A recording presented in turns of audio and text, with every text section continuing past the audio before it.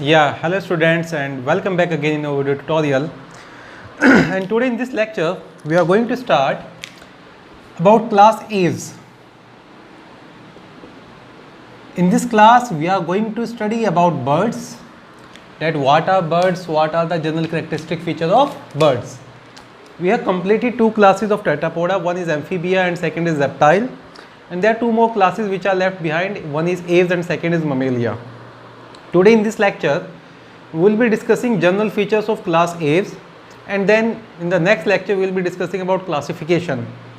We will not be going in very much detail, as there are certain students which are complaining about the details of animal kingdom. So I will be trying to make a concise lecture on NCERT and NEET pattern, but I will be telling you all the important things which has been required. So study of birds, there is no fun in telling. In class A's we are going to study birds. So study of birds is referred as to ornithology. Ornithology. Those person which used to study birds, they are referred as to ornithologist. Birdman of India, the title of Birdman of India goes to Dr. Salim Ali. So Dr. Salim Ali got the title, is the famous ornithologist who got the title of Birdman of India for its contribution in the conservation of different type of bird. So Dr. Salim Ali is referred as to Birdman of India. There was a movie like last year, about 1.5 years before, which was being a little bit linked to the life of Dr. Salim Ali. That was 2.0, I guess, whatever. Then you will remember that Dr. Huxley, the name is Dr. T.H. Huxley. उन्होंने कहा था कि भाई कुछ reptiles glorify होकर birds बन गए थे. So birds are, according to Dr. T.H. Huxley, birds are simply glorified reptiles. जो वर्ड नाइडोलॉजी होता है, nidology is the word which pertains with the study of nest of bird. तो अगर bird के नेस्ट को आप पढ़ रहे, जो आपको पढ़ने की ज़रूरत नहीं है, उसको बोलते हैं नाइडोलॉजी. और जब ऑर्निथोलॉजी की बात करते हैं, that is the study of what I am writing here, study of birds, not birth. Study of birds is ornithology. Dr. Salim Ali is famous Indian ornithologist, also referred as to Birdman of India. Dr. T.S. Huxley stated that birds are glorified reptiles. There are certain reptiles which become glorified and become birds. आप याद रखना कि mammals reptile से एक lineage आगे evolve हो गया था एज बर्ड्स, और एक लीनिएज आगे इवोल्व हो गया था एज मैमल्स. तो ऐसा नहीं है कि बर्ड से मैमल्स इवोल्व हुए हैं, रेप्टाइल से ही मैमल्स इवोल्व हुए हैं, रेप्टाइल से ही बर्ड्स इवोल्व हुए हैं. ठीक है, that is the general information. All right, where is my duster? I think I need to search that.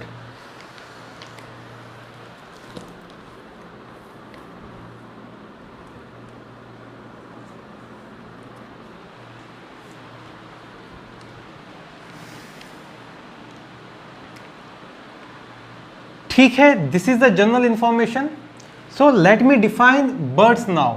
जैसे हम एनिमल्स को शुरू करते हैं तो उनका डेफिनेशन वगैरह शुरू में मेंशन कर देते हैं कि भाई आपने रेप्टाइल्स को बोला था कि वो कोल्ड ब्लडेड एनिमल होते हैं, और ऐसे एनिमल होते हैं जो क्रॉल एंड क्रीप करते हैं. तो जब आप बर्ड्स को डिफाइन करोगे, these are bipedal feathered animal. Birds are bipedal feathered animals which maintains a constant body temperature, which maintains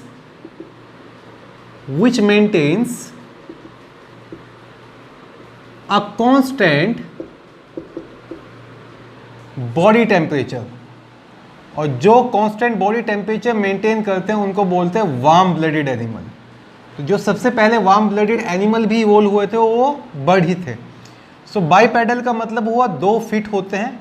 actually bird के अंदर मैं अभी बताऊंगा जो 4 लिम्ब है वो मॉडिफाई हो जाते हैं विंग्स में, वो इनके पास सिर्फ हाइंड लिम्ब होते हैं। सो बाइपेडल है। एपिडर्मल स्केल मॉडिफाई होके बन गए फेदर होते हैं और मेंटेन करते हैं कांस्टेंट बॉडी टेम्परेचर। जो कांस्टेंट टेम्परेचर मेंटेन करते हैं एनिमल उनको बोलते हैं वार्म ब्लडेड। पहला टर्म होता है वार्म ब्लडेड, दूसरा टर्म होता है ऐसे एनिमल के लिए होम्योथर्मिक और तीसरा वर्ड होता है ऐसे एनिमल के लिए एंडोथर्मिक। ऐसे एनिमल्स जिनके पास एक वेल डिफाइंड मशीनरी है बॉडी में to maintain constant body temperature, they are referred as to warm blooded animal. तो जो बच्चों बर्ड्स होती हैं उनका टेम्परेचर मेंटेन होता है in a range of 102 degree Fahrenheit. It is little bit higher than the human body temperature. You know what is the human body temperature? 37 degree centigrade और let's say 98.6 degree Fahrenheit. तो human body temperature से थोड़ा ज़्यादा body temperature होता है। Warm blooded होते हैं, feathered होते हैं और बाइपेडल होते हैं। So birds are simply bipedal feathered animal which maintains a constant body temperature, or let's call that which are warm blooded animal. Birds, these are the vertebrates which are having a ability to fly. These are simply referred as to flying vertebrates. तो भाई अगर आपसे पूछा जाए creeping vertebrates कौन से हैं तो आप आंसर करेंगे creeping vertebrates is reptiles and flying vertebrates is bird. तो शुरुआत करता हूँ मैं यहाँ से। बाइपेडल मैंने लिखा तो जो उनके 4 लिम्ब होते हैं, 4 limb get modifies into hind limb. Sorry, what is wrong with me today? 4 limb modifies into wings. सिर्फ हाइंड लिम्ब बचते हैं। तो पहला statement bipedal, why they are referred as to bipedal? क्योंकि उनके 4 लिम्ब जो होते हैं वो मॉडिफाई होकर विंग्स बना लेते हैं। Why they are referred as to feathered? जो एपिडर्मल स्केल्स हैं, epidermal scales get modify are replaced by or get modifies into feather due to presence of feather। वो वार्म ब्लडेड भी होते हैं। फेदर का एक काम ये भी होता है, it help to maintain a constant temperature. ठीक है बच्चों, नाउ वन बाय वन मैं शुरू कर देता हूँ about the general characteristic feature of birds.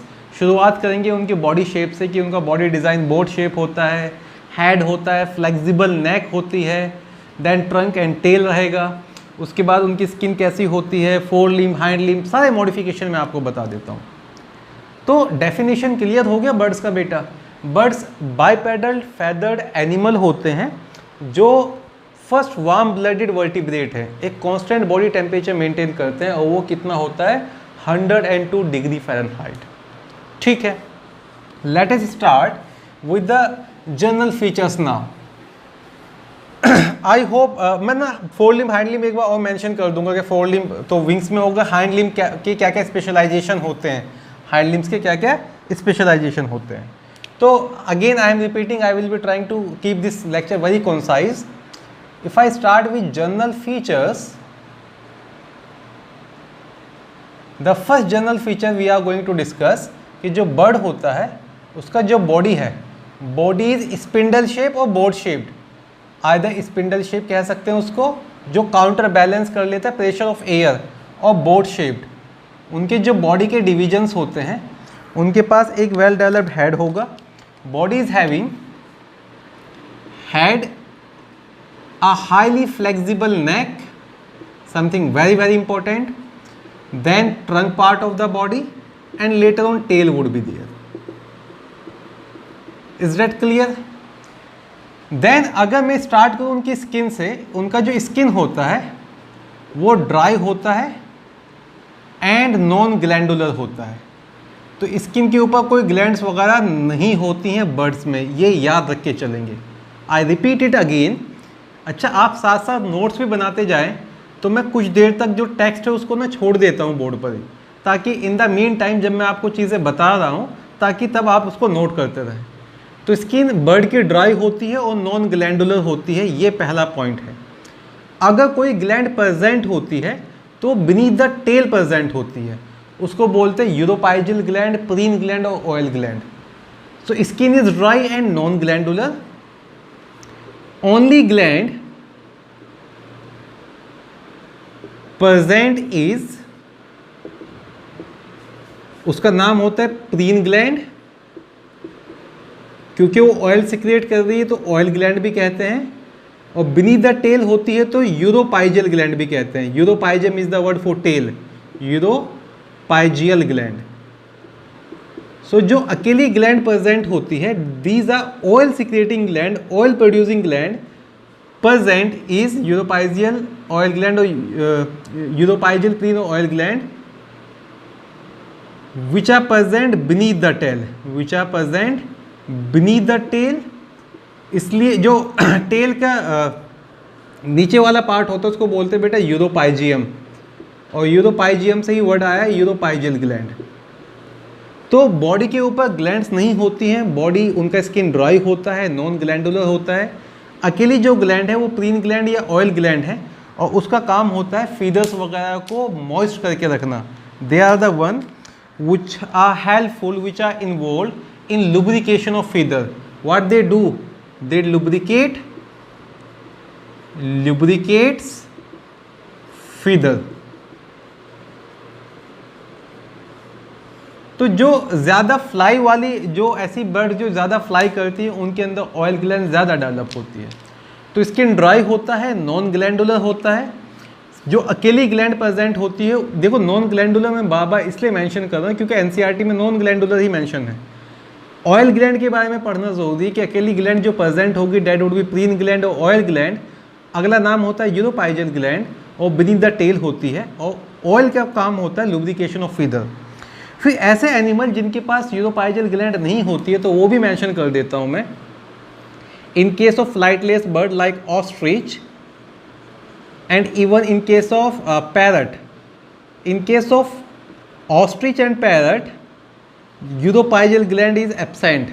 तो अगर आपसे सवाल पूछा जाता है ऑयल ग्लैंड किन एनिमल्स, किन बर्ड्स के अंदर एब्सेंट होती है, तो आपका एक सिंपल सा आंसर होगा कि वो फ्लाइटलेस बर्ड के अंदर एब्सेंट होती है और पैरट के अंदर एब्सेंट होती है।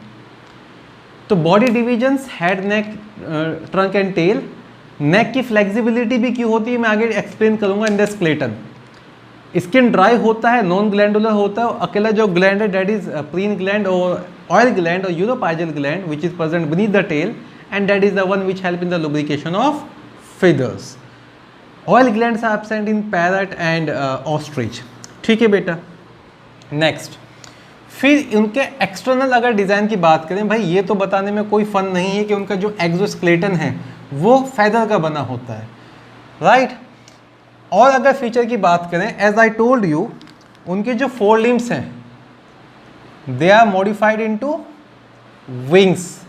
Four limbs are modified into wings. जो फ्लाइटलेस बर्ड होती है उनके अंदर विंग्स वेस्टिजियल हो जाते हैं, और जो हाइंड लिम्स होते हैं उनके they are developed for different purpose. वो आपका वॉकिंग के लिए डेवलप हो जाते हैं कुछ बर्ड्स में, जो फ्लाइटलेस बर्ड है वो आपका स्विमिंग के लिए डेवलप हो जाते हैं। They are specialize for walking, they are specialize for swimming and they are specialize for perching. Perching का मतलब होता है किसी ऊंची जगह बैठना। So hind limbs are specialize for walking, swimming, perching etcetera. ठीक है। अब एपिडर्मल स्केल मॉडिफाई हो गए फीदर्स पर। पूरे बॉडी पर एपिडर्मल स्केल नहीं होता है with the exception of hind limb. Hind limb is also covered by epidermal scales. तो स्केल्स बॉडी पे सिर्फ और सिर्फ कहाँ होते हैं बेटा? उनके हाइंड लिम्स पर। फोर लिम्ब तो मॉडिफाई होके विंग्स बन गए, विंग्स के ऊपर फैदर आ जाएंगे, और हाइंड लिम्ब जो बचे हैं उसमें एपिडर्मल स्केल होते हैं। तो ये फोर लिम्ब और हाइंड लिम्ब का कंसेप्ट हो गया। जब नंबर ऑफ डिजिट्स की बात करते हैं, जनरली 4 डिजिट होते हैं, could be 3 and very rarely 2 digits. Digit ना वर्ड यूज करके मैं सिंपली टोज यूज कर लूँ, तो hind limbs are generally with 4 toes और 3 and very rarely they are with 2 toes. तो टोज का नंबर भी वेरी करता रहता है इन केस ऑफ बर्ड्स। तो ये पहला फीचर हो गया भाई उनका फोर लिम्ब और हाइंड लिम्ब के बारे में। इस डेट क्लियर, यहाँ तक कोई इशू नहीं होना चाहिए। एक्सोस्केलेटन कहाँ से रिप्रेजेंट हुआ बच्चों? फेदर से। एंडोस्केलेटन यहीं पढ़ लेते हैं, उसके बाद उनका एलिमेंट्री कैनल वगैरह पढ़ना शुरू कर देंगे। अगर मैं एंडोस्केलेटन की बात करूं, बर्ड जो होते हैं उनका एंडोस्केलेटन ऑसिफाइड होता है। ऑसिफाइड का मतलब हुआ कि उनका एंडोस्केलेटन बोन का बना है। So they are having, exoskeleton की अगर मेंशन कर दूं मैं यहाँ पर, exoskeleton is made up of feather, और feathers have to maintain constant body temperature. और जो एंडोस्केलेटन होता है, एंडोस्केलेटन इट इज ऑसिफाइड, या मैं कह सकता हूं it is made up of bones. It is bony और ऑसिफाइड। अब वन बाय वन एंडोस्केलेटन के ऊपर कमेंट करते चलते हैं। इनका जो स्कल होता है, मैं ये चाहता हूं कि आप उधर से आंसर करें कि स्कल मोनोकोंडाइलिक होगा या डाइकोंडाइलिक होगा।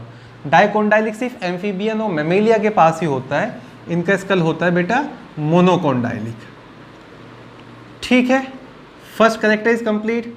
देन जो वर्टिब्रा होता है इनका, आप पढ़ते आ रहे हो एम्फीसिलस वर्टिब्रा, पोस्टिलस वर्टिब्रा के बारे में। इनका जो वर्टिब्रा होता है, दैट इज समथिंग, इनका वर्टिब्रा का जो सेंट्रम होता है, it is something like this. उसमें ना irregular shape edges of Centrum होते हैं। जो सेंट्रम की एजिज है ना वो कॉनकेव है ना वो कॉनकेव है, कॉन्वेक्स है। Irregular shape edges of Centrum होते हैं जो वेल डेवलप्ड होते हैं for the attachment of flight muscle. ऐसे वर्टिब्रा के लिए वर्ड यूज़ करते हैं जिसका सेंट्रम अलग अलग शेप वाला होता है, उसको बोलते हैं हेटेरोसिलस वर्टिब्रा। सो जो हेटेरोसिलस वर्टिब्रा होता है, heterocoelous vertebra is a characteristic feature of bird. And what is the significance of heterocoelous vertebra? It is meant for the attachment of flight muscle. तो vertebra heterocoelous होते हैं and they are meant for attachment of flight muscles.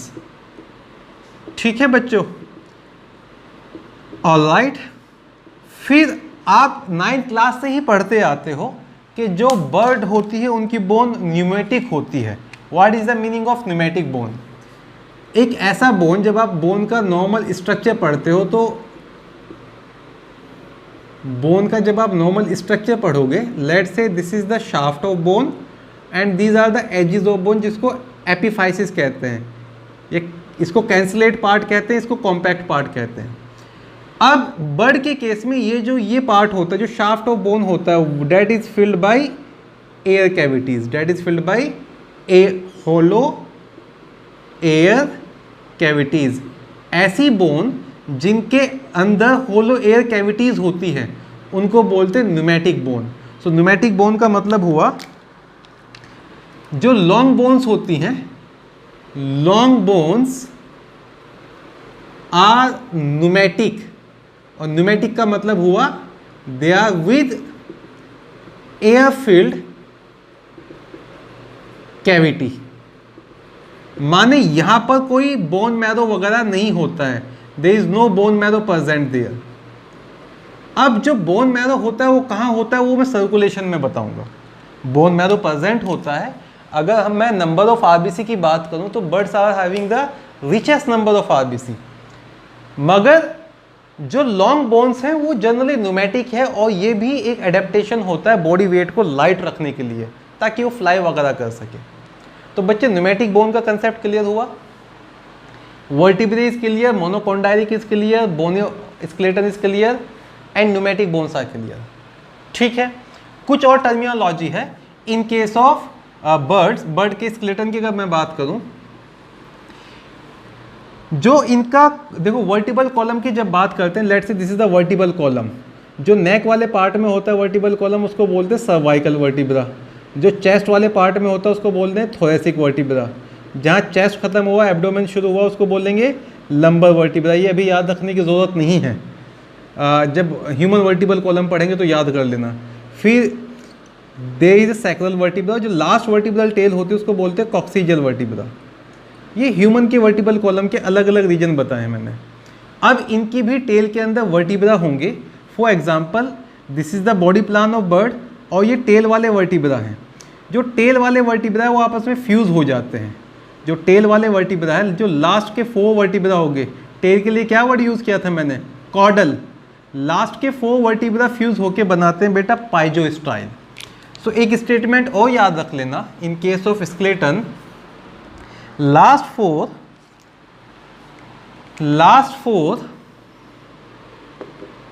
Chordal vertebra in case of birds get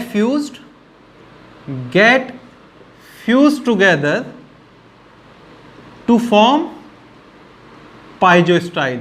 पाइजोस्टाइल भी एक तरह का ना flight adaptation होता है। बॉडी का जो शेप है वो मेंटेन करने के लिए उनके जो टेल वाले 4 कॉर्डल वर्टिब्रा हैं वो फ्यूज़ हो जाते हैं, और फ्यूज कॉर्डल वर्टिब्रा के लिए वर्ड यूज़ करते हैं पाइजोस्टाइल। ठीक है बेटा। देन और स्केलेटन की अगर बात करें, सी ये bone, these are the girdles here, इनको बोलते हैं पेक्टोरल गिर्डल और शोल्डर गिर्डल। और जो यहाँ पे ये बोन होती है इसको कॉलर बोन कहते हैं, इसका नाम होता है क्लेविकल। अब हमारी क्लेविकल दोनों फ्यूज़ हो जाती है आगे स्टर्नम से, क्योंकि हमारी नेक इतनी फ्लेक्सिबल नहीं है। पर बर्ड्स के केस में दोनों क्लेविकल आपस में अटैच होते हैं इंटर क्लेविकल बोन से। 2 क्लेविकल के बीच में जो बोन होगा उसको इंटर क्लेविकल कहेंगे। तो वो जो अटैचमेंट होता है, कि स्ट्रक्चर बनता है between 2 clavicle and 1 inter clavicle, उसको बोलते हैं फर्क्यूला और फर्क्यूलम। और वो हेल्प करता है नेक को फ्लेक्सिबिलिटी देने में। पहली केस नेक की फ्लेक्सिबिलिटी, दूसरी हेटेरोसिलस वर्टिब्रा से भी आ जाती है। और मेनली उनके जो ये शोल्डर गिर्डल होते हैं वो बहुत ज़्यादा फ्लेक्सिबल हो जाते हैं। तो फोरलिम्ब भी मॉडिफाई हुए थे विंग्स में, तो विंग्स जो है उसको फ्लेक्सिबिलिटी के लिए क्या अडेप्टेशन है, answer is fusion of clavicle with inter clavicle. अब क्लेविकल और इंटर क्लेविकल के फ्यूजन से जो स्ट्रक्चर बना है उसको क्या कहते हैं वो मैं बता देता हूँ। नेक्स्ट एंडोस्केलेटन में 1-2 चीज़ें और बता देता हूँ बेटा। 2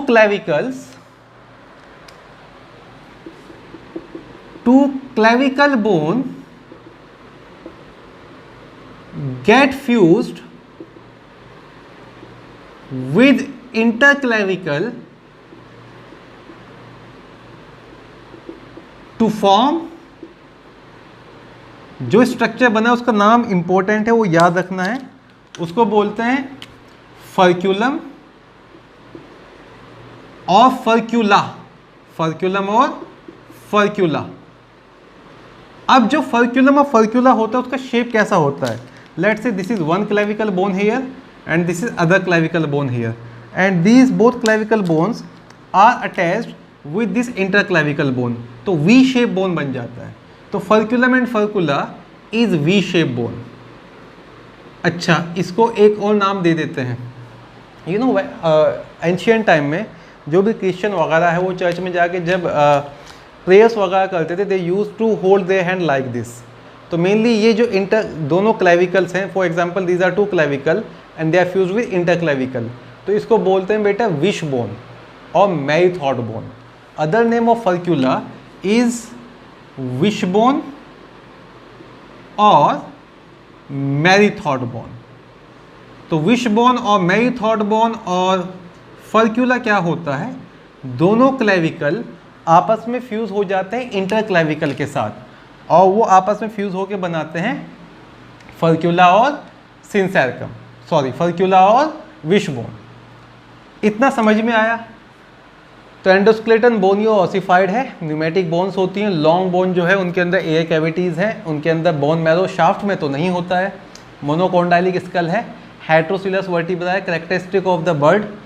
ये मेनली नेक की फ्लेक्सिबिलिटी के लिए पहला यही केस होता है, और दूसरा फ्लाइट मसल के अटैचमेंट के लिए होता है।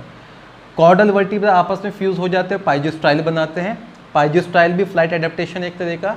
और 2 क्लेविकल फ्यूज होती है एक इंटर क्लेविकल के साथ, और फर्क्यूलम और फर्क्यूला बोन बनाती है, जिसको विश बोन और मैरीथॉड बोन कहते हैं, और फ्लेक्सिबिलिटी प्रोवाइड करती है टू द शोल्डर गिर्डल। इतना आया, क्लियर हुआ? और चीज़ें सुनो भी। अब इनकी स्टर्नम की बात कर लेते हैं।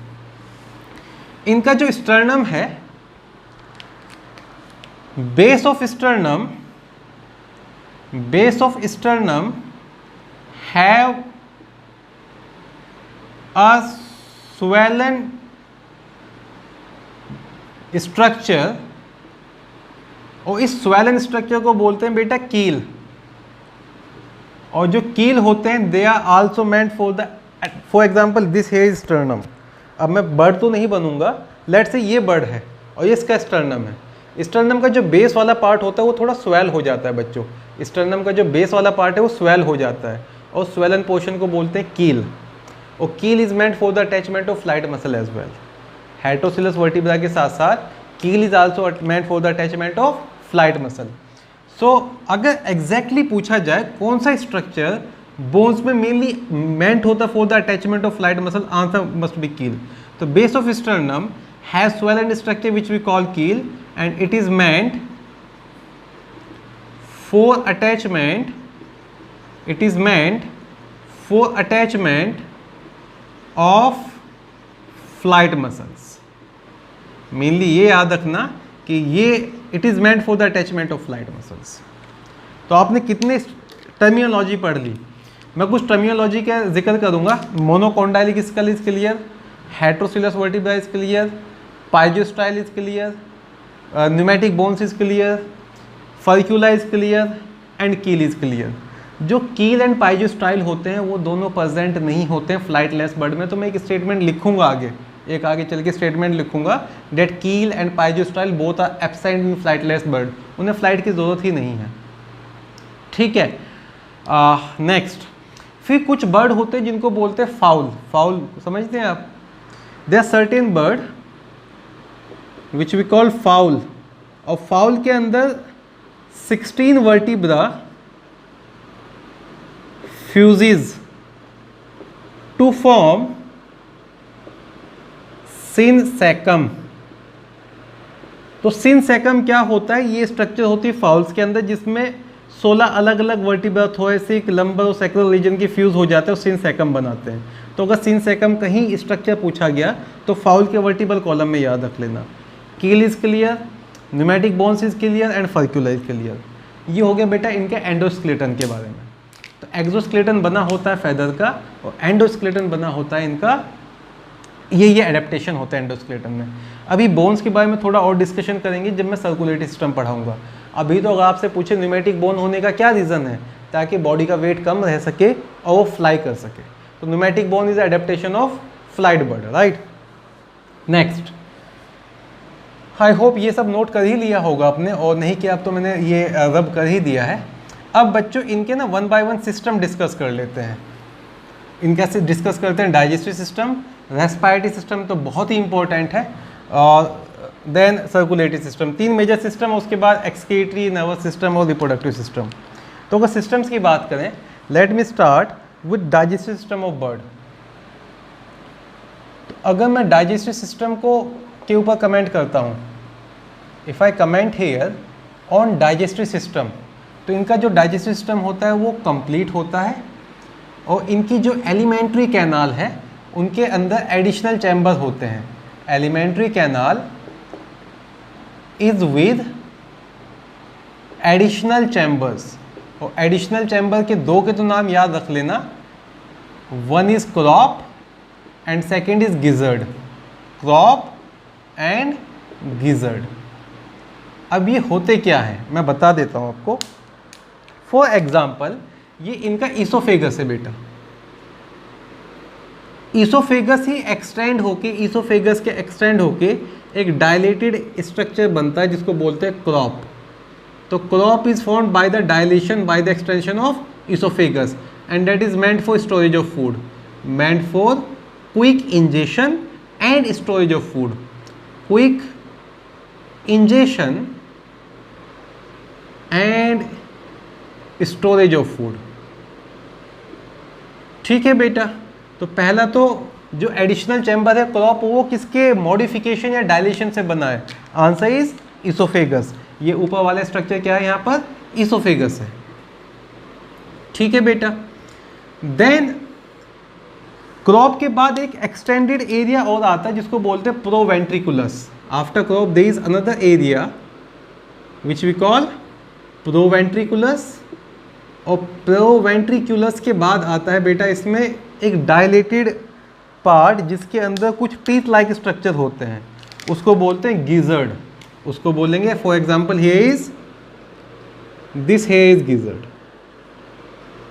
तो एडिशनल चैम्बर क्या क्या हो गए बेटा, क्रॉप हो गया और गिजर्ड हो गया।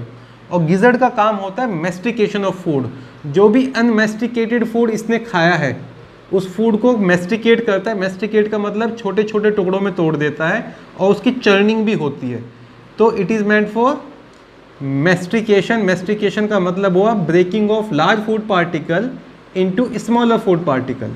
मेस्टिकेशन ऑफ फूड कहाँ पर होगा, गिजर्ड में, और स्टोरेज ऑफ फूड कहाँ पर होगा, क्रॉप में। और फिर यहाँ से गिजर्ड के बाद लेट्स से यहाँ से स्टार्ट होती है इनकी intestine, and the intestine would be something like this, right. This here is intestine, और इंटेस्टाइन इवेंचुअली ओपन हो जाएगी जाकर इनटू ए क्लोकल चैम्बर, जो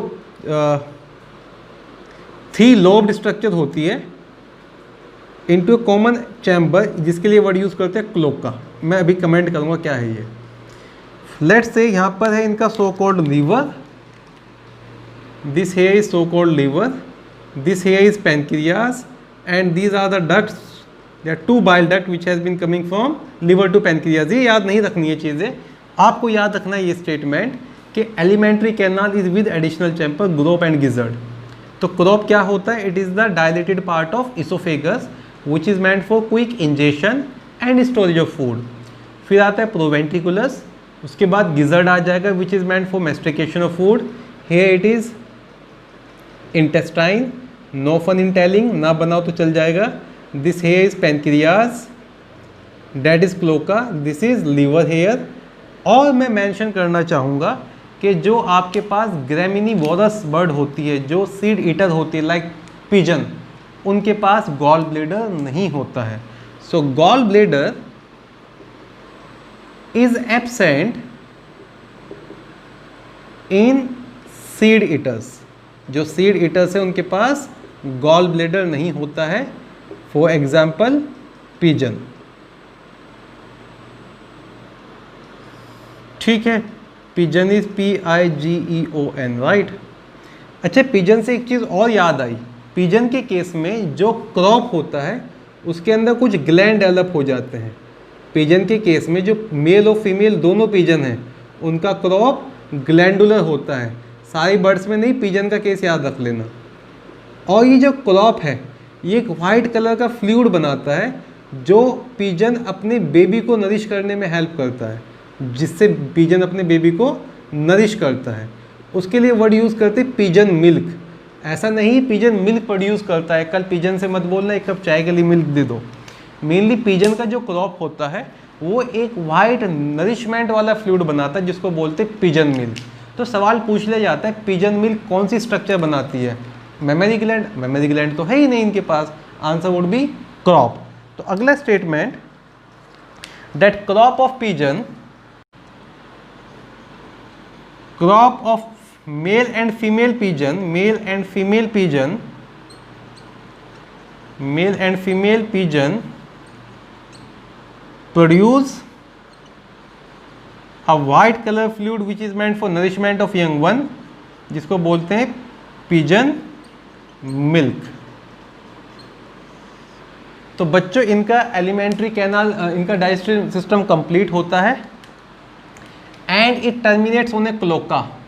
आ 3 chambered cloaca is present, 3 chambered और 3 लोब्ड कहते हैं उसको actually, 3 lobed cloaca is present in birds. सिर्फ क्लोका याद रख लेंगे काम चल जाएगा, क्लोका तो हम बहुत दिनों से डिस्कस कर रहे हैं। तो complete digestive system, elementary canal is with additional chamber, crop and gizzard. Crop is meant for the storage of food, whereas gizzard is meant for the mastication of food. In case of pigeon, crop is also involved in the production of a white color fluid which is meant for nourishment. Gallbladder is absent in seed eater like pigeon, and crop is the extension of esophagus, and alimentary canal terminates on cloaca. इतना चीज़ समझ में आया बच्चों। फिर alimentary canal में ही ना इनके teeth वगैरह के बारे में बता देता हूँ। बर्ड्स के पास टीथ नहीं होते हैं, बल्कि मैं कहूँगा जो टीथ है वो मॉडिफाई हो जाते हैं इनटू बीक्स। सो जो दोनों जॉज होते हैं they do not have teeth and teeth, और in case of bird teeth are modified into beak. ठीक है, in case of bird teeth are absent as they got modified into beaks। ठीक है बच्चों, ये हो गया इनके डाइजेस्टिव सिस्टम के बारे में। I hope this thing is clear. Complete हो गया तो मैं इसको रब करके दूसरा शुरू कर देता हूँ। अब नेक्स्ट पढ़ेंगे उनका respiratory system. Digestive system complete करने के बाद नेक्स्ट पढ़ेंगे उनका रेस्पिरेटरी सिस्टम। अब जो बर्ड्स होते हैं उनका रेस्पिरेटरी सिस्टम मैमल से भी ज़्यादा एफिशिएंट होता है, क्योंकि उनको फ्लाइट वगैरह करने के टाइम पर ज़्यादा एयर की ज़रूरत होती है। मैं आपको ये भी बताऊंगा कि मैमल्स के अंदर ना bidirectional flow of air होता है, पर जो बर्ड्स होते हैं उनके अंदर unidirectional flow of air होता है। So respiratory system of birds की बात करें, दिस थिंग इज इम्पोर्टेंट। यहीं पर क्वेश्चन गलत होता है अगर होता है तो। सो रेस्पिरेशन इन बर्ड्स, इसके लिए वर्ड यूज़ करते हैं बेटा avian respiration. It is also known as avian respiration. तो जो रेस्पिरेटरी ऑर्गन होते हैं, पहले बेसिक से शुरू करता हूँ। पल्मोनरी रेस्पिरेशन शुरू करेंगे। आ पेयर ऑफ, इनके जो लंग्स होते हैं वो होते हैं स्पॉन्जी एंड इन इलास्टिक। जो ह्यूमन के लंग्स हैं वो इलास्टिक होते हैं, जब एयर जाती है तो लंग्स एक्सपेंड कर सकते हैं। जैसे जैसे थोरेसिक कैविटी का वॉल्यूम बढ़ेगा, पल्मोनरी कैविटी का भी वॉल्यूम बढ़ेगा। हमारे अंदर डायफ्राम होता है एंटीरियर पोस्टीरियर वॉल्यूम बढ़ाने के लिए। बर्ड्स के पास डायफ्राम वगैरह नहीं होता है, तो रिब्स के मूवमेंट से ही जो थोरेसिक कैविटी उसका वॉल्यूम चेंज होता है, या रिब्स के मूवमेंट से थोरेक्स का वॉल्यूम चेंज होता रहता है। तो वॉल्यूम सिर्फ थोरेक्स का चेंज होगा, लंग्स का वॉल्यूम चेंज नहीं होता है। तो पहला स्टेटमेंट, लंग्स साइज में छोटे होते हैं, स्पॉन्जी होते हैं, they are spongy and inelastic. Lungs के साथ होते हैं कुछ additional air sacs. Lungs are supplied with air sacs. अब एयर सैक होते एयर फिल्ड स्ट्रक्चर। आप अभी ये याद रखेंगे, एयर सैक में एक्सचेंज ऑफ एयर नहीं होता है, एक्सचेंज ऑफ एयर लंग्स में ही होता है। एयर सैक का काम होता है they complement the respiration, they are not involve in exchange of air, they are meant for complementing respiration। अभी कैसे कॉम्प्लीमेंट करेंगे मैं समझाऊंगा, प्लीज़ ये याद रखना। इसमें बार बार क्वेश्चन में यही मेंशन करता है, they are meant for exchange of gases, they are not meant for exchange of gases. तो एक्सचेंज ऑफ गैसेज, तो क्या बेसिक याद रखना है बच्चों कि बर्ड के जो लंग्स हैं वो स्पॉन्जी और इनइलास्टिक हैं, और वो सप्लाइड होते by air sac, anterior air sac, posterior air sac, abdominal air sac, thoracic air sac and even clavicular air sac. मैं बना के दिखा देता हूँ अभी एयर सैक वगैरह कैसे होते हैं। तो ये स्टेटमेंट क्लियर हुए। अब अगर एक नॉर्मल सा स्ट्रक्चर बनाए, let me draw here, there are two lungs, this is let's say one here and the other one, it would be like this। अब मैं इसको रब कर ही देता हूँ। ये आप ना दो अलग अलग लंग्स बना रहे हैं बर्ड के। रिमेंबर उनके अंदर साइज चेंज नहीं होता, तो इनइलास्टिक है, छोटे बड़े हो गए, ये ज़्यादा बड़ा हो गया, इसको थोड़ा छोटा कर देते हैं। राइट नाउ जो ये लंग्स होते हैं बच्चों, इनके साथ होते हैं एयर फिल्ड स्ट्रक्चर जिनको बोलते हैं एयर सैक। फॉर एग्जाम्पल ये मैं बना रहा हूँ abdominal air sac, there would be posterior abdominal air sac and anterior abdominal air sac. Then यहाँ पर होंगे thoracic air sac, let's say this is thoracic air sac like this.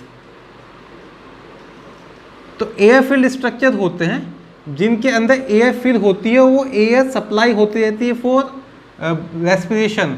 यहाँ पर एक्सचेंज ऑफ गैसेज नहीं होता है, ये याद रख के चलेंगे. तो जो लंग्स है they are supplied with air sac. फिर मैं आपसे बताऊंगा फॉर एग्जांपल, ये ना इनका वो ऑर्गन है जहाँ पर एक छोटी सी ओपनिंग है.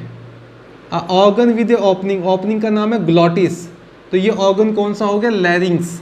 और लैरिंग्स में वोकल कॉर्ड नहीं होती है, तो हम मेंशन करेंगे इनका जो लैरिंग्स होता है that is without any sound box. लैरिंग्स is without any sound box. लैरिंग्स के बाद फिर स्ट्रक्चर शुरू होता है और इस स्ट्रक्चर को बोलते हैं ट्रैकिया. लैरिंग्स के बाद स्ट्रक्चर शुरू होगा that would be trachea. And at the end of trachea, या जहाँ पे ट्रैकिया का और ब्रोंकाई का जंक्शन होता है, उस जंक्शन पर होता है साउंड प्रोड्यूसिंग डिवाइस जिसको बोलते हैं syrinx. Here at the junction of, देखो हमारा साउंड प्रोड्यूसिंग डिवाइस यहाँ पर है लैरिंग्स के अंदर. इनके लैरिंग्स में वॉइस बॉक्स नहीं होता है. जो इनका साउंड प्रोड्यूसिंग डिवाइस है that is present at the junction of trachea and bronchi. फिर यहाँ पर फॉर एग्जांपल मैं एक इंट्राक्लेविकुलर एयर सैक बना देता हूँ.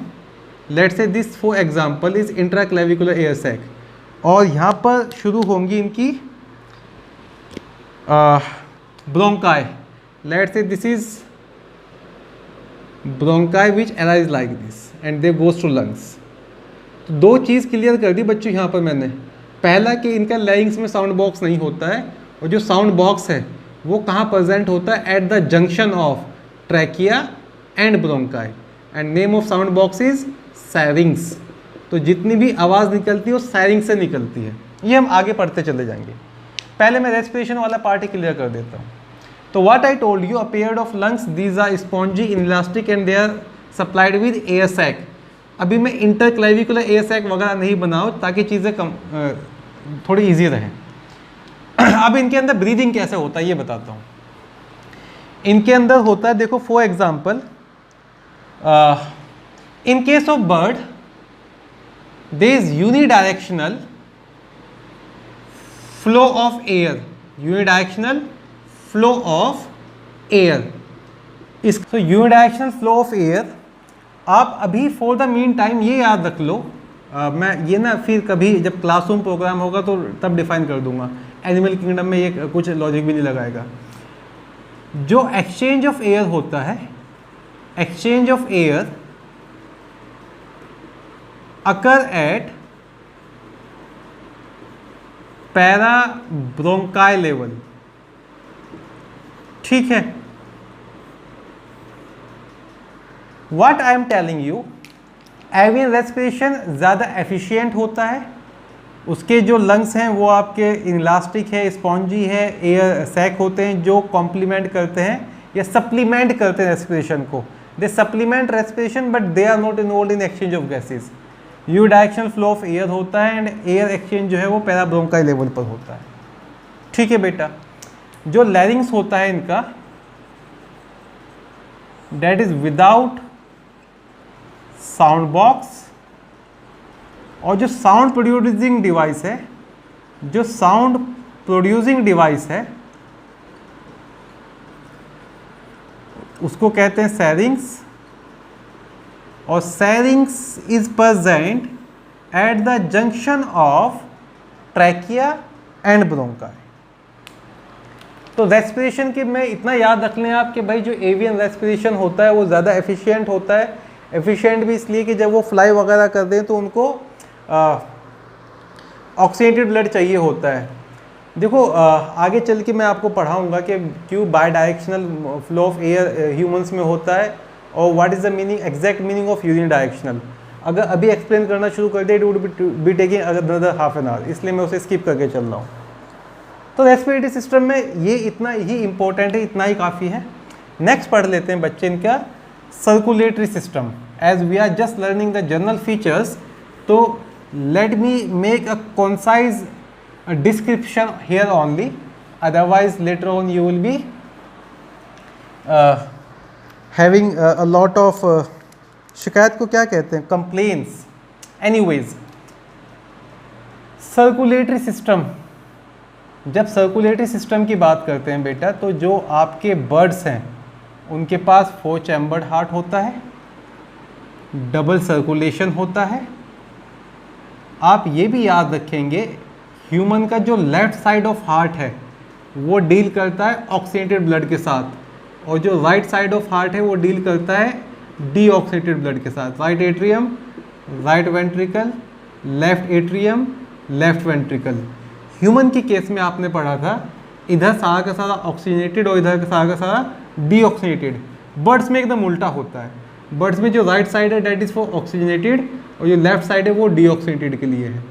तो आप ये भी याद रखेंगे कि मैमल्स के अंदर भी डबल सर्कुलेशन है और बर्ड्स के अंदर भी डबल सर्कुलेशन है, पर मैमल का जो लेफ्ट साइड ऑफ हार्ट है वो डील करता है ऑक्सीजनेटेड ब्लड, और बर्ड्स का जो राइट साइड ऑफ हार्ट है वो डील करता है ऑक्सीजनेटेड ब्लड। तो 4 चैम्बर्ड हार्ट होता है, डबल सर्कुलेशन होता है। सिस्टमिक आर्क के बारे में बताया था, इनके पास सिर्फ एक सिस्टमिक आर्क होती है, वो होती है right, only right systemic arch is developed. जिन बच्चों को सिस्टमिक आर्क में डाउट हो वो रेप्टाइल्स का सर्कुलेशन जरूर देखें, ठीक है। तो रेप्टाइल्स में दोनों सिस्टमिक आर्क होती है, बर्ड्स आर ऑलवेज राइट, तो right systemic arch in case of birds and mammals में लेफ्ट सिस्टमिक आर्क होगी। इनकी जो आरबीसी होती है, RBC is nucleated biconvex, ठीक है। देन बर्ड्स के पास रिचेस्ट आरबीसी होती है। As far as the number of RBC is concerned, birds are having richest number of RBC. As far as the number of RBC per cubic mm is concerned, birds are having richest number of RBC. अब देखो, हाँ मैं ये बता था, उनकी जो short bone होती हैं बेटा, उनके अंदर बोन मैरो होता है, हीमोपोइसिस करते हैं, और कुछ लॉन्ग बोन का जो स्पॉन्जी पार्ट होता है, फॉर एग्जांपल यहाँ पर तो एयर फिल्ड कैविटी है, और ये जो ये पार्ट है स्पॉन्जी पार्ट जो है, इसको ना कैंसलस पार्ट भी कहते हैं। यहाँ पे भी थोड़ा बहुत रेड बोन मैरो मिल जाएगा। तो red bone marrow is absent in shaft of long bones, otherwise जो शॉर्ट बोन्स होती हैं उनके अंदर बोन मैरो प्रेजेंट होता है, ठीक है। देन अगर मैं और बताऊं आपको इनके बारे में, इनके अंदर जो रीनल पोर्टल सिस्टम है वो इल डेवलप्ड होता है। मैमल्स में तो वो एब्सेंट ही हो जाएगा, इज इल डेवलप्ड। हाँ, hepatic portal system well developed होता है। Hepatic portal system is well developed in case of birds. Hepatic portal system well developed. Renal portal system ill developed. Sinus venosus absent. Truncus articulosus तो पहले ही बता दिया था। तो 4 chambered heart होता है, डबल सर्कुलेशन होता है, only right systemic arch develop होती है, आरबीसी न्यूक्लिएटेड होती है, बाई कन्वेक्स है। As far as the number of RBC is concern, they are having richest number of RBC. Hepatic portal system well developed है, renal portal system ill developed है, sinus venosus ये additional chamber ख़त्म होने शुरू हो गए, ठीक है बेटा। देन अच्छा, एक और चीज़ याद रखेंगे, ये थोड़ा ना स्केलेटन वाला पार्ट मुझे मेंशन कर देना चाहिए था वहीं पर। बर्ड्स के अंदर जो फ्लाइटलेस बर्ड है, कील, पाइजोस्टाइल एंड फर्क्यूला, ये तीनों वहां पे एक्सप्लेन किए थे मैंने, they are absent in flightless bird, they are absent in flightless bird. ये याद रखेंगे बच्चों, आगे काम आने वाला है। तो जितने भी फ्लाइटलेस बर्ड है ना, तो फ्लाइट मसल्स अटैचमेंट के लिए मॉडिफिकेशन चाहिए। पाइजोस्टाइल का एक काम होता है wagging of tail as well, bird जब वेगिंग ऑफ टेल करता है तो पाइजोस्टाइल है, वो भी नहीं उनको चाहिए। और थर्ड, वेगिंग ऑफ टेल ना फ्लाइट डायरेक्शन में भी हेल्प करता है कुछ। फर्क्यूला वगैरह जो फ्लेक्सिबिलिटी ऑफ शोल्डर की बात है वो भी उनको नहीं चाहिए, वो सब एब्सेंट होते हैं फ्लाइटलेस बर्ड में। एक्सक्रीशन की अगर बात करें, अब तो एक एक लाइन की स्टेटमेंट रह गई। एक्सक्रीशन कैसी किडनी होनी चाहिए सर? बिल्कुल मेटानेफ्रिक होनी चाहिए। गुड। बर्ड्स के अंदर यूनिब्लेडर नहीं होता है with the exception of Rhea americana. Urinary bladder is absent except Rhea, South American ostrich कहते हैं इसको, अमेरिकाना, तो urinary bladder is generally absent in bird, the only bird with urinary bladder is Rhea americana. जो बर्ड्स हैं वो यूरिकोटैलिक होती हैं as far as the mode of excretion is concern, uric acid बनाती हैं तो यूरिकोटैलिक है, राइट। यूनिब्लेडर इसलिए नहीं होता ताकि बॉडी वेट लाइट रह सके, ठीक है भाई। Cloaca is present, no for in telling, digestion में भी बता दिया था, एक्सक्रीशन में भी क्लोका रहेगा। क्लोका 3 चैम्बर्ड या 3 लोब्ड, प्रॉपर टर्म होना चाहिए, 3 चैम्बर्ड भी कहते हैं, is present, a 3 chambered cloaca is present. तो excretion metanephric kidney, urinary bladder is absent, they are uricotellic in nature, the only bird with a unibladder is Rhea americana and a 3 chambered cloaca is present in birds। फिर अगर इनके nervous system को थोड़ा discuss करें, nervous system देखो birds का जो cerebellum है वो वेल डेवलप्ड होता है, तभी तो वो एक 3D स्पेस के अंदर अपने बॉडी का बैलेंस बना सकते हैं, तो सेरिबेलम इज वेल डेवलप्ड। अगर नर्वस सिस्टम की बात करें, नर्वस सिस्टम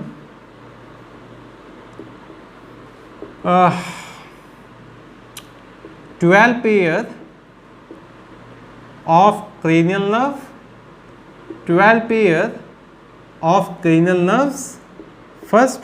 सेकंड याद रखेंगे आप, cerebellum and optic lobes are well developed, ठीक है बच्चों। इतना याद रख लें नर्वस सिस्टम के बारे में, बर्ड्स में इससे ज़्यादा कुछ नहीं पूछता। This 2 statement are important. Sensory system से लेके क्वेश्चन पूछ लेते हैं, सेंसी सिस्टम और बता देता हूँ। बर्ड्स के विज़न को लेके क्वेश्चन पूछा जाता है। बर्ड्स का जो विज़न होता है वो बहुत ही एक्यूट होता है और टेलीस्कोपिक होता है, दूर तक की चीज़ें देख सकती हैं वो। क्या रीज़न है वो भी मैं बताता हूँ। बर्ड्स के जो ऑल्फैक्टरी लोब है वो ज़्यादा डेवलप नहीं होते हैं, तो उनकी सेंस ऑफ स्मेल इतनी अच्छी नहीं है, with the exception of one answer is kiwi. Let me tell you about sensory system. Eyes की अगर बात करें बच्चों, इनका जो विज़न होता है वो मोनोकुलर होता है। Binocular vision and monocular vision 2 अलग अलग विजन होते हैं। What is the meaning of monocular vision? अगर एक ही टाइम पर अलग अलग आई से अलग अलग स्पॉट पर फोकस कर सके कोई एनिमल, उस विजन को बोलते हैं monocular vision. For example right now I can see this side as well, there is a object and there is a object, और मैं इधर भी फोकस कर सकता हूँ इधर भी फोकस कर सकता हूँ, इसको बोलेंगे मोनोक्यूलर विजन। और अगर मैं दोनों आँख से किसी एक ऑब्जेक्ट की तरफ फोकस करूँ तो उसको बोलते हैं बाइनोकुलर विजन। तो बर्ड्स के अंदर एक स्पेशल चीज़ ये होती है कि वो एक आँख से एक ऑब्जेक्ट को फोकस कर सकती है, and that vision is monocular. Second, एक बहुत ही करेक्टरिस्टिक स्ट्रक्चर होता है उनके पास, उनकी आई बॉल के साथ, जिसको बोलते हैं पैक्टन। पैक्टन जो है वो एक कॉम्ब लाइक स्ट्रक्चर है, उनकी आई बॉल के पास एक कॉम्ब लाइक स्ट्रक्चर होता है जिसको बोलते हैं बेटा पैक्टन। और पैक्टन का काम होता है it help in accommodation. Accommodation होता है जब आप नियर ऑब्जेक्ट से फार ऑब्जेक्ट या फार ऑब्जेक्ट से नियर ऑब्जेक्ट पे देखते हैं। फॉर एग्जांपल अभी मैं मार्कर देख रहा था, अभी मैं खिड़की के बाहर देखना शुरू कर दूं, तो जो मेरी आईज वेवलेंथ लेंस के अंदर जो चेंज होगा उसको एकोमोडेशन कहेंगे। जब आप कम रोशनी से ज़्यादा रोशनी और ज़्यादा रोशनी से कम रोशनी में आते हैं उसको बोलते हैं एडेप्टेशन। और जब आप distance of the object change करते हैं तो आपका लेंस का जो भी फोकल लेंथ है चेंज होता है, उसको बोलते हैं एकोमोडेशन। तो जो पैक्टिन होता है कॉम्ब लाइक स्ट्रक्चर है, ये हेल्प करता है in accommodation, help in accommodation as well as nourishment of eye ball. तो नरिशमेंट ऑफ आई बॉल कौन करता है? Answer to that question would be, answer to that question should be pecten. तो birds की जो आई होती है उनके अंदर एक कॉम्ब लाइक स्ट्रक्चर होता है जो हेल्प करता है एकोमोडेशन में और नरिशमेंट ऑफ आई बॉल में। इसी वजह से, इस पैक्टिन की वजह से जो बर्ड का विज़न होता है वो बहुत ही एक्यूट होता है और बहुत ही टेलीस्कोपिक होता है, मतलब वो दूर तक का देख सकते हैं। Due to that pectin birds are having an acute and telescopic vision.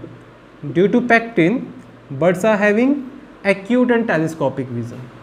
ठीक है बेटा, आप याद रखेंगे सारे बर्ड्स के आईज में पैक्टिन है, with the exception of this pectin is absent in kiwi. तो चाहे फ्लाइटलेस बर्ड हो चाहे फ्लाइट वाली बर्ड हो, सारे बर्ड की आंखों में कीवी हो, वो पैक्टिन होता है, with the exception of kiwi. Kiwi का जो साइट वाला है विजन वो इतना अच्छा नहीं है, इसलिए कीवी का जो बीक होता है, जो मॉडिफिकेशन ऑफ जॉस से बना है, राइट, जो बीक होता है वो बहुत ही सेंसिटिव होता है और इसकी स्मेल पावर भी बड़ी अच्छी होती है। तो kiwi is having a good sense of smell but not a good sense of vision. तो ये तो उनकी आंखों के बारे में हो गया। फिर जब ईयर्स की बात करेंगे, बर्ड्स के पास ईयर तीनों पार्ट होते हैं। External ear opening is present, external ear is present with opening, पर उसके अंदर पिन्ना वगैरह नहीं होता है, there is no external ear pinna. Middle ear होता है और मिडिल ईयर में अभी भी एक ही बोन है, middle ear is only having one bone, और उस बोन का नाम पहले पढ़ा हुआ है कोलुमेला ऑरिस। और जो इंटरनल ईयर है that is well developed, 3 semicircular canal in each ear. Internal ear is well developed in case of bird. जैसे आपके पास ना ऑर्गन ऑफ कोर्टाई होता है हियरिंग के लिए, अगर कुछ बच्चों ने उसके बारे में पढ़ा हो, ऐसे ही इनके पास ना एक लेगिना होता है, and lagena is the structure which is meant for hearing. In internal ear lagena helps in hearing. नहीं पूछा जाता कहीं, इसलिए मैं डिस्कस भी नहीं कर रहा हूँ। तो सेंसी स्ट्रक्चर की बात करें बच्चों, आइज़ के बारे में याद रख लेना, पैक्टिन, और तीनों पार्ट ऑफ ईयर डेवलप होते हैं। एक्सटर्नल ईयर डेवलप हो जाता है पर ओपनिंग होती पर पिन्ना नहीं होता है बेटा। ठीक है, देन अब आता है इनके रिप्रोडक्शन के बारे में। अब बात कर लेते हैं इनके रिप्रोडक्शन की। तो अगर रिप्रोडक्शन ऑफ बर्ड की बात करें, सेक्सुअलिटी के ऊपर कमेंट करने का मतलब ही नहीं है, सेक्स ही सेपरेट होंगे। सबसे पहले याद रखेंगे जो फीमेल्स होती हैं, फीमेल्स आर मोनोडेल्फिक। और मोनोडेल्फिक का मतलब बताया था आपको मैंने, एक ओवरी होगा और एक ही तरह का ओविडक्ट होता, सिंगल ओवरी एंड ओविडक्ट। देखो जो लेफ्ट वाली ओवरी है और लेफ्ट वाला ओविडक्ट है, सिर्फ वही डेवलप करता है, राइट वाला डेवलप करता ही नहीं है। क्या तो एब्सेंट होगा या अगर प्रेजेंट होगा तो डेवलप ही नहीं करेगा। मोनोडेल्फिक कंडीशन हेल्प करती है बॉडी वेट को कम रखने के लिए। ठीक है, इनके जो मेल्स होते हैं, कुछ मेल्स पॉलीगैमस भी होते हैं। In males few are polygamous. Polygamous का मतलब होता है जब एक मेल कई सारी फीमेल का कंपनी को एंजॉय करता है, राइट। कौन सा पॉलीगैमस है ये एग्जांपल मैं बता दूंगा। तो फीमेल मोनोडेल्फिक होती है, कुछ मेल्स पॉलीगैमस होते हैं। ज़्यादातर मेल्स के पास कोपुलेटरी ऑर्गन नहीं होता है।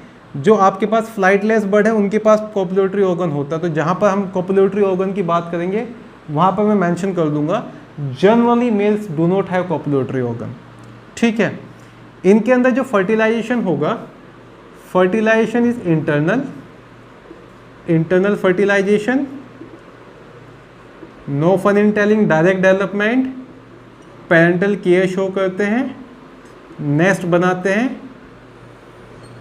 बर्ड्स ओवीपेरस होते हैं बच्चों, बर्ड्स जो है वो ओवीपेरस होते हैं और इनके जो एग है वो रेप्टाइल्स के जैसे ही होते हैं। बर्ड्स आर ओवीपेरस और एग्स आर लाइक रेप्टाइल। कैसे बताते रेप्टाइल के एग? क्लाइडोइक का मतलब शेल होती है। देन मैक्रोलेसिथल का मतलब उनके पास खूब सारा यॉक होता है जो नरिशमेंट ऑफ यंग वन की बात करता है। फिर वो हैच हो जाता है, उसमें मैं कमेंट नहीं कर रहा हूँ। तो ये हो गया बेटे general characteristic feature of birds. These are the general characteristic features of birds. Is that clear? Alright.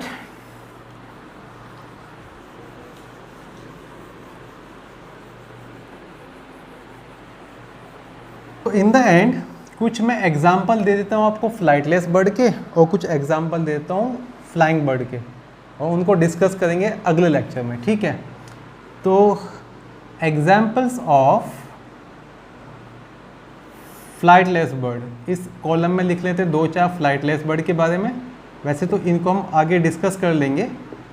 और उस कॉलम में लिखते हैं फ्लाइंग बर्ड के बारे में।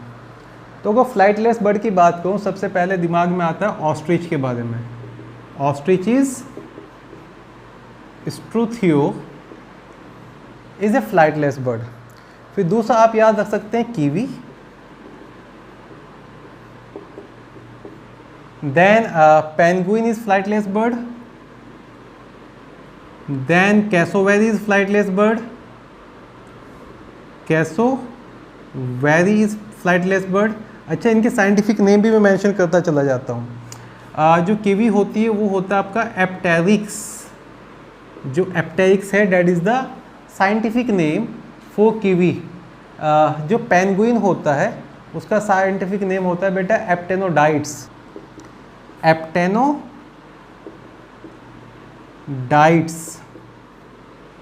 Is that clear? Casuarius, Casuarius is the scientific name of cassowary. Casuarius is scientific name of cassowary. तो ये कुछ आपके पास फ्लाइटलेस बर्ड की लिस्ट हो गई। और कोई आपको याद आ रही हो? ड्रोमियस, ईमू, यस ईमू, और लेट्स कॉल दैट ड्रोमियस। तो ostrich, kiwi, penguin, cassowary and emu, these are 5 flightless bird. Now the examples of bird which can fly, flight bird. I will love to mention the example of the great Indian bustard, which is the state bird of Rajasthan, Shoriotis nigriceps। ठीक है बेटा। Second crow और Corvus. Third pigeon और Columba, Livia. Fourth कोयल। इनके बारे में ना discuss करेंगे, कौन आपका घोंसला बनाता है, कौन नहीं बनाता है। We will be discussing that. Psittacula, देखो पैरट ज़्यादा ऊंचा नहीं उड़ सकता है but that is in flight bird, right. तो कुछ मैंने फ्लाइट बर्ड के एग्जांपल दे दिए, कुछ फ्लाइटलेस बर्ड के एग्जांपल दे दिए। तो ऑन ए क्विक रिवीजन, जो बर्ड्स होते हैं वो बाइपेडल फेदर्ड एनिमल होते हैं, वार्म ब्लडेड हैं। एयर सैक भी हेल्प करते हैं बॉडी टेम्परेचर को मेंटेन करने में। तो वार्म ब्लडेड फेदर की वजह से होते हैं और एयर सैक की वजह से होते हैं। जो फोर लिम्ब है वो मॉडिफाई हो गए हैं लिम्ब्स में। हाइंड लिम्ब्स के ऊपर स्केल होते हैं, बाकी एपिडर्मल स्केल मॉडिफाई होकर बना लेते हैं सारे के सारे फेदर। देन बॉडी में head, neck, flexible and long neck, trunk और टेल वाला पार्ट होगा। टेल के जो वर्टिब्रा है वो फ्यूज़ होकर पाइजोस्टाइल बना लेते हैं। जो इंटर क्लेविकल और क्लेविकल बोन है वो फर्क्यूला बनाएगा। स्टर्नम के ऊपर एक कील होगा जो फ्लाइट मसल में अटैचमेंट में हेल्प करता है। लंग्स रेस्पिरेशन में हेल्प करते हैं। Metanephric kidney, 4 chambered heart, double circulation, ये कुछ जनरल फीचर्स बता दिए। तो ये हो गया about the general features of bird. अब मैं क्लासिफिकेशन ऑफ बर्ड और जितने एग्जाम्पल लिखे इनके एक एक 2-2 फीचर विद फोटोग्राफ अगले लेक्चर में ऐड करूँगा। This is all for today. Thank you, take care, class is over.